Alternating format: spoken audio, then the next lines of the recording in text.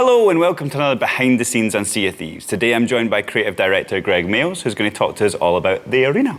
So, where did the idea for Arena come from? Right from the start, even in the really, really early days of Sea of Thieves when we started off with the prototype, as soon as we put cannons on the ships and you could actually shoot at each other, it was almost straight away, it was like this one day could be a mode by itself. We even gave it a name at the time. I think it was called the Sea of Blood or something like that. Yeah. Obviously a little bit too violent for now, but it was obviously it was going to be something. But for a start, we put it to one side, even though we knew it had a lot of potential. We felt we had to kind of fulfill the main vision of the game first, which was like this kind of emergent world of adventure. In the kind of back of our mind, we always thought, there will be a time for this kind of competitive mode. What were some of the difficult design choices we made with the arena? I think the hardest thing for us, or certainly the thing that made us think the most, was trying to create a competitive experience that feels like a Sea of Thieves experience. So even though it's competitive and players are trying to win, we didn't want to lose the tone, we didn't want to lose the fun that players can have. We didn't want to lose the kind of range of stories that could come out of it. Effectively, we kind of condensed the adventure experience down into kind of a very focused mode. So in adventure mode, players get given maps and they go after treasure. In the arena, all the crews get the same maps. So immediately you've got that competitive nature that people are trying to dig up chests, but these are kind of chests that everybody can see. And along the way, obviously you come into conflict with the other ships. You kind of get this kind of flow of play that goes from like we're after chests to we're going to try and steal someone else's chest to we're trying to cash our own chests into we haven't got any chests, they haven't got any chests, we'll just have a fight anyway. And so what were some of the changes we made from adventure mode to the arena to accommodate it? We found early on that players encountering skeletons on islands didn't really work. If another crew beat you, it's like, yeah, we got outplayed. If you lost because some random skeletons appeared with a TNT barrel and blew you up and you lost all your chests, that was considered, it just felt unfair. Yeah. So we removed the AI. And there was some changes to the death flow, right? Yes, there was. We found that players basically watching a black screen isn't fun.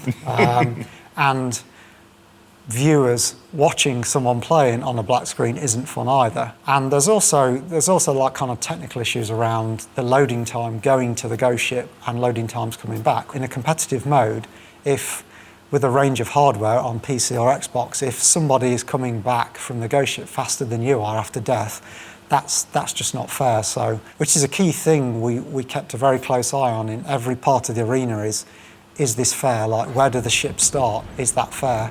The way that we give players maps, is it fair? Because if you can blame your own inability or lack of strategy, that's okay. If you're blaming the game because of where you've started or the time it takes you to respawn versus someone else, again, it's just not fair. What's interesting about the arena and the times that I've played it already is that it still feels like anyone can win at any particular point. Like people go up and down that leaderboard, but at the same time, it doesn't feel like you're saying random. Like it doesn't feel like it's because of randomness. No, I think how you operate as a crew and how you work as a strategy will win the day. And being as everyone's getting the same maps and everyone's ships sails at the same speed and everyone's got the same weapons and the same power, the more you play, you start to see this kind of skill gap start to close.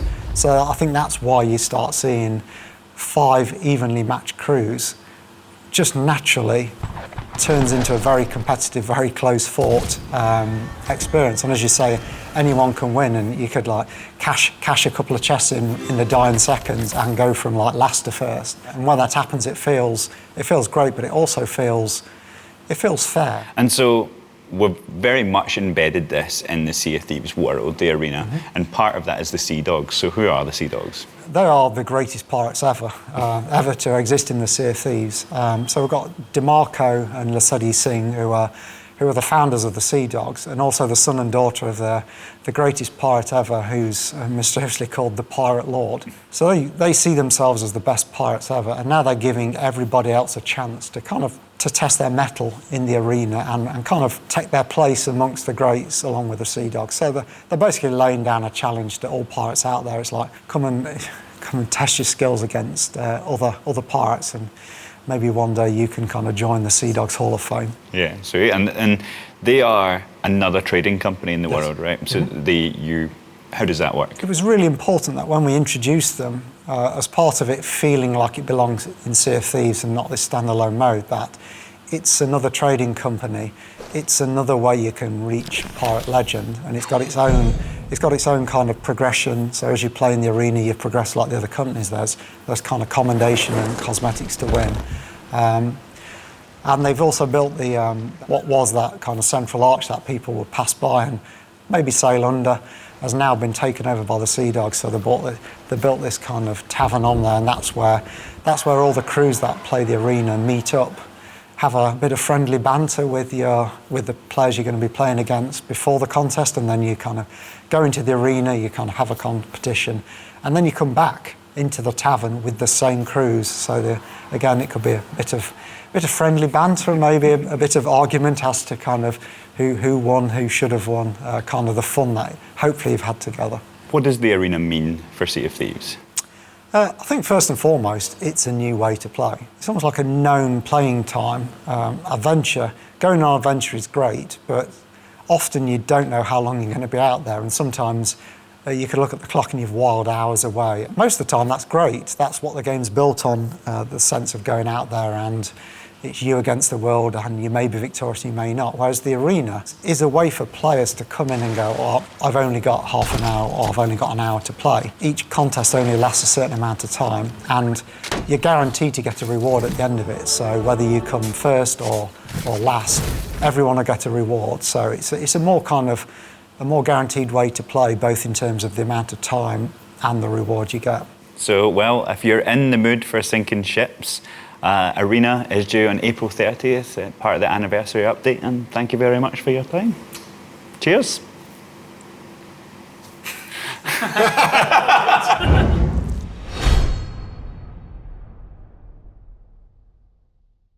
Thank you very much for watching. Remember, if you liked what you saw, then there's a wealth of content already on our channel, and there's lots more to come, so subscribe and click that little ship's bell for all those notifications. Cheers.